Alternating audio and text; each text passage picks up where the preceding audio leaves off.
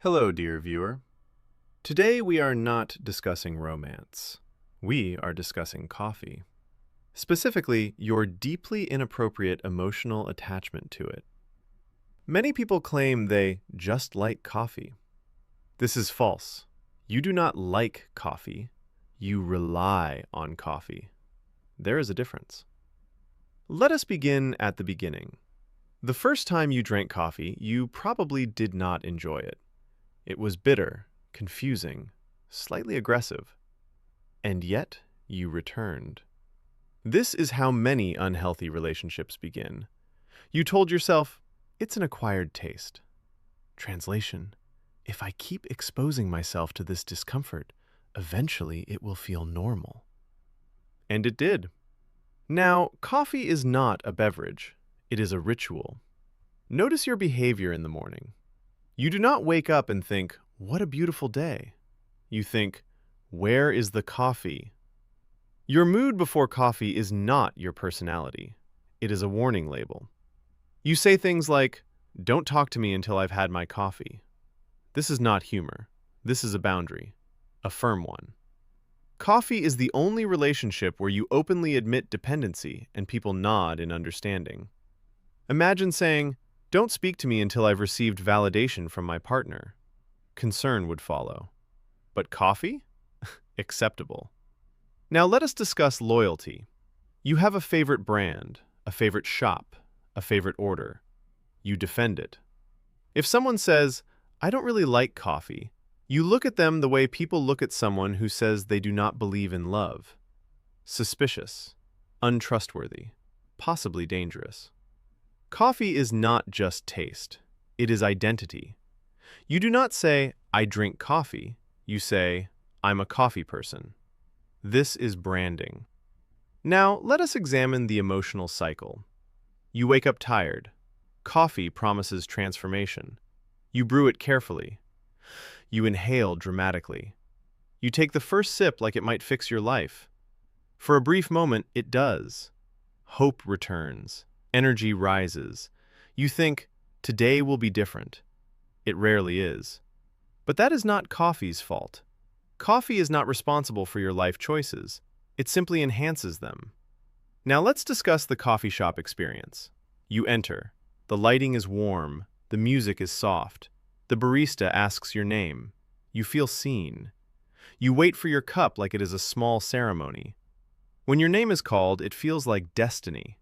Even when they spell it wrong, especially when they spell it wrong. You forgive instantly, because love requires patience. Coffee shops are not businesses. They are socially acceptable emotional sanctuaries.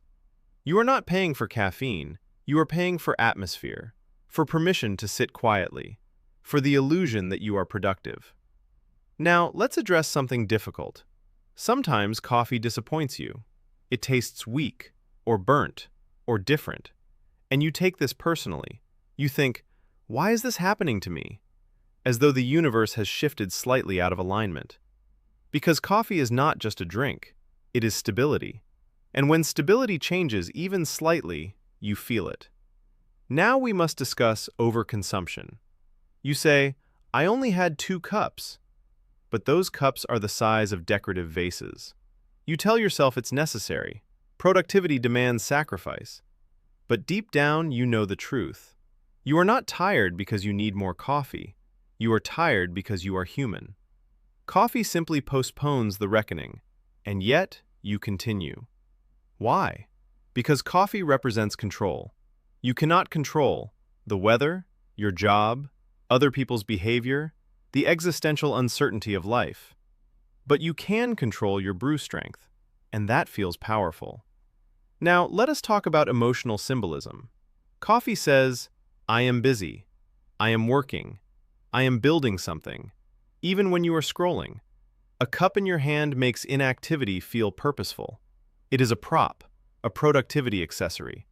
Without it, you are just sitting. With it, you are reflecting. See the difference? Now, consider what happens when you try to quit. You say, I don't need coffee anymore. You last approximately 36 hours. Headaches arrive. Irritability increases. You begin questioning your decisions. This is not weakness. This is attachment withdrawal. You do not just miss the caffeine, you miss the ritual, the pause, the beginning of something. Coffee marks transitions: morning, midday, afternoon slump. It structures time, and humans love structure. Now, let us address the deeper truth. Coffee is not your problem. It is your coping mechanism. When you feel overwhelmed, you get coffee. When you feel bored, you get coffee. When you feel accomplished, you reward yourself with coffee. It is present in celebration, stress, loneliness, focus. This is emotional integration. Coffee has woven itself into your life story, and perhaps that is not entirely negative. Not all attachments are destructive. Some are stabilizing. Some are gentle. Some are simply small comforts in a complicated world. The key difference is awareness. Are you choosing the coffee, or is the coffee choosing you? If you can enjoy it without panic, if you can skip it without crisis, if it enhances your day but does not define it, then congratulations, you are in a healthy relationship. But if the idea of a morning without coffee feels like betrayal, we may need to talk again. So what is your strange emotional relationship with coffee? It is ritual. It is identity. It is productivity theater.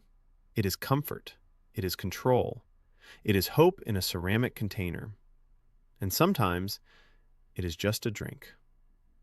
There you have it. Coffee. Explained. You're welcome.